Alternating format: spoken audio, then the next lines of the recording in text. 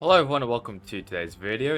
Today I'm going to be talking about the Hungarian Grand Prix for F1, F2 and F3. But before we get into that, let's first talk about next week's schedule race, or a couple weeks schedule race, which is at Spa for the Belgian Grand Prix.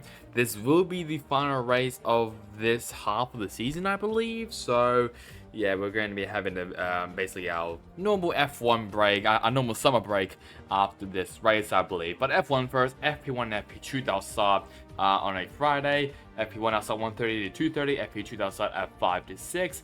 Saturday, FP3 and qualifying outside at 12:30, 1:30. Qualifying outside at 4 to 5. And finally, the race is up on a Sunday. They'll start at 3 o'clock. F2 now, practice qualifying on a Friday. Practice outside 11:05 to 11:50. Qualifying outside at 4 to 4:30.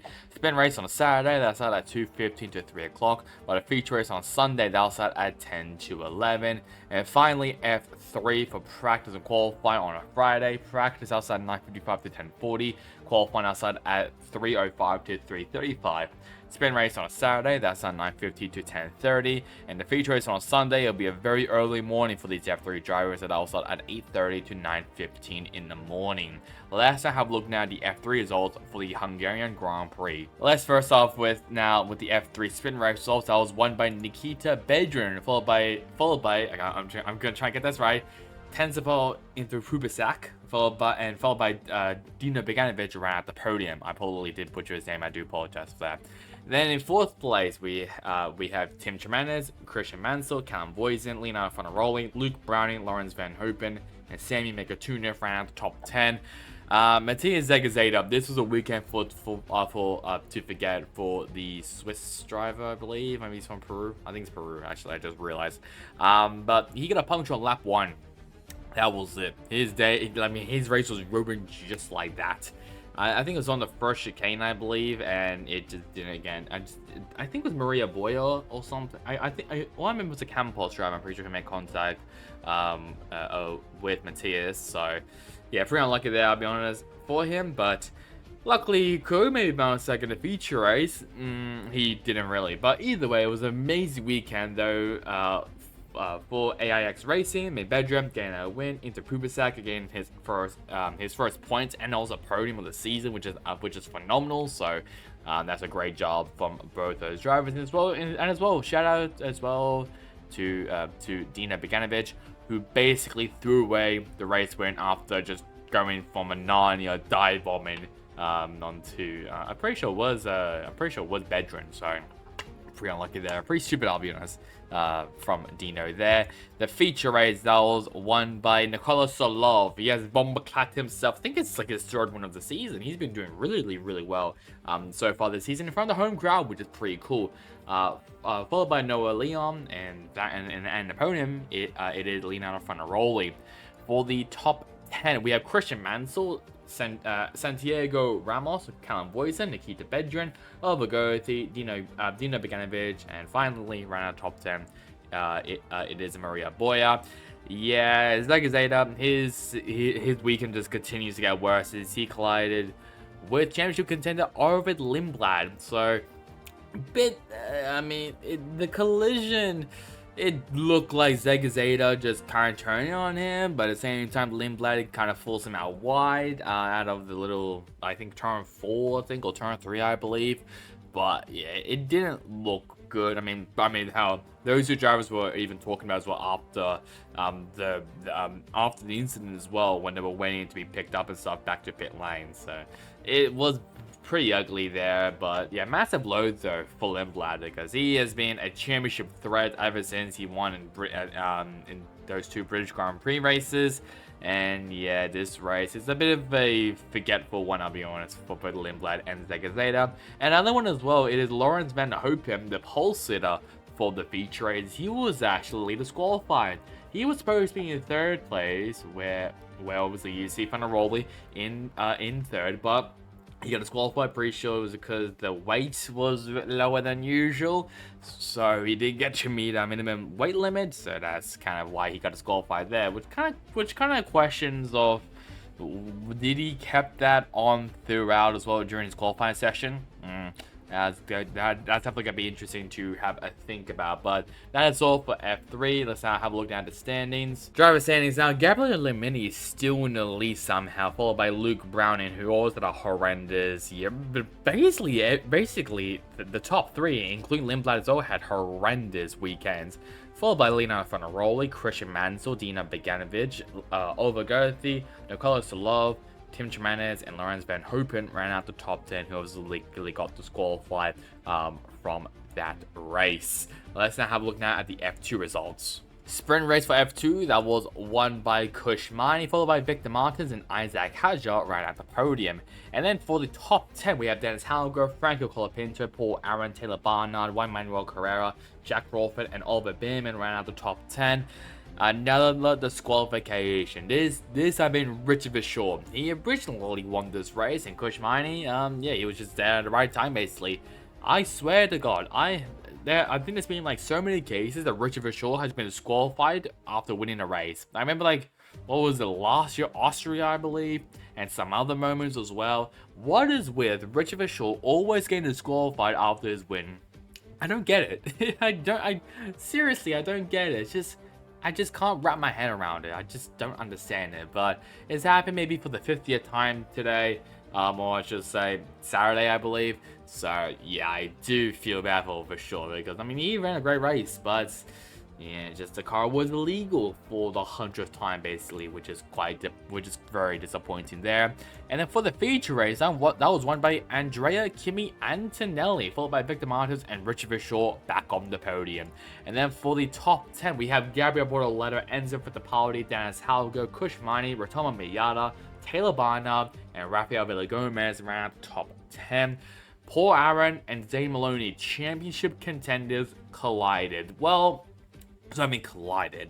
I basically mean Paul Aaron blocked up and rear-ended Zane Maloney basically. So it wasn't Maloney's fault. It was Paul Aaron. Obviously he knew. He was very frustrated inside of the car afterwards. So at least Paul Aaron, he took responsibility for that. But that is quite massive. I mean, Hadja, you don't really see him in the top 10 though. But obviously he got points in the sprint race. So Isaac Hadja, I'm pretty sure, was still in the lead during this race, and I think he's now, he has now extended his championship lead now, thanks to Paul Aaron having a horrendous weekend here at Hungary. And speaking of that, let's now have a look now at the standings. And yep, as I was correct, Isaac Haja now with an 18-point lead now for Isaac Haja over Paul Aaron, followed by Gabriel Bortoleto, Zane Maloney, Franco Colapinto, Andrea Kimi Antonelli, Jack Crawford, Dennis Halgo, Kush Mani, and Enzo Fittipaldi right out of the top 10. Let's now have a look now at the F1 results. Well, fellas, we have a new race winner. It is Oscar Piastri, finally gets his first F1 win without controversy. Lando Norris second, and Lewis Hamilton ran out the podium, followed by Charles Leclerc, Max Verstappen, Carlos Sainz, Sergio Perez. Great recovery from both Perez and Russell, going up 9 spots, followed by Yuki Tsunoda and Lance Stroll ran out the top 10. Then have Fernando Alonso, Daniel Ricciardo, Nico Hulkenberg, Alexander Albon, Kevin Magnussen, Valtteri Bottas, Logan Sargent, Esteban Ocon, Zhou Guanyu, while Pierre Gasly, he DNF'd from this race. Well, Max Verstappen, yes, he finished 5th place, which is obviously pretty bad, but it's not as bad as him dive bombing turn 1 from Nani onto Lewis Hamilton. It was a racing incident, but quite a lot of people, including myself, I'll be honest, kind of think that this is Verstappen's fault. I mean, you can't really dive bomb someone from Narnia. You just can't do that. And Hamilton, he was already turning in. He was like, I mean, he was already turning into the corner, and I don't think he was really expecting Verstappen to launch himself from a cannon on that move. And hell, even GP, his race engineer, called it childish, and that's really saying something from GP, his own race engineer.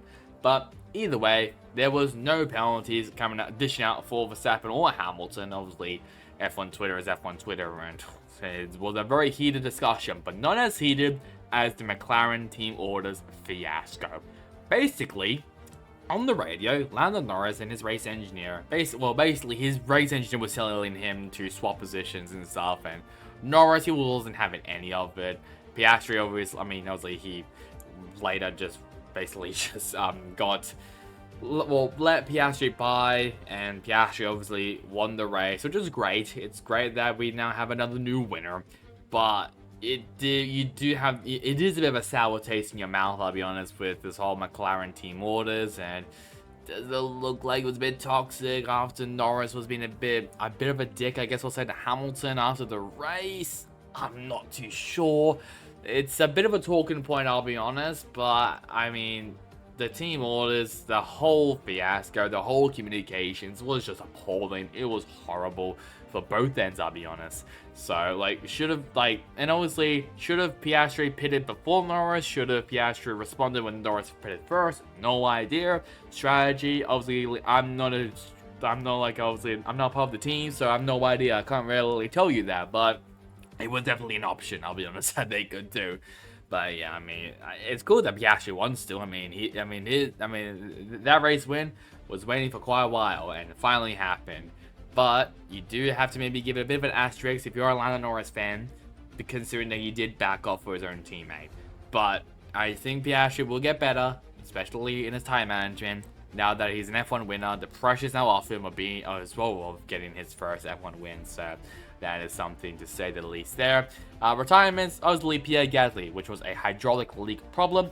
Fastlap, I'm pretty sure, was one of the RB drivers, I believe, in which I saw from the app. Fastlap went to George Russell.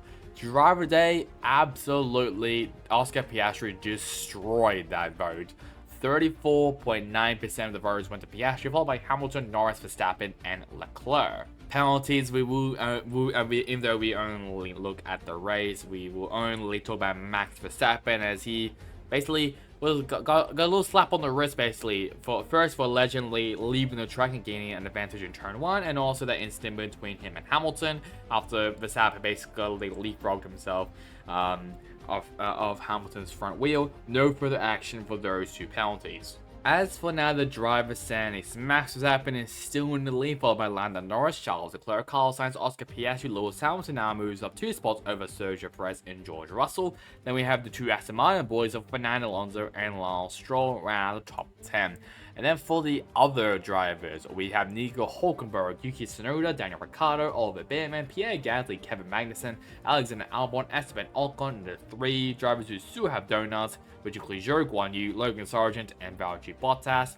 Constructors, Red Bull Racing still in the lead now that McLaren has now moved himself in front of Ferrari, followed by Mercedes, Aston Martin, RB, Haas, Alpine, Williams, and Stake. So just a reminder, the next week's scheduled race is at Spa for F3, F2, and F1. So now, guys, to comment, and subscribe. It will really help me, especially on this channel. Let me know what you think about the whole McLaren team orders debacle. I would love to hear what you guys want to say. So that's really about it for me. Hope you guys enjoyed it. Catch you guys next time in the next one. Goodbye.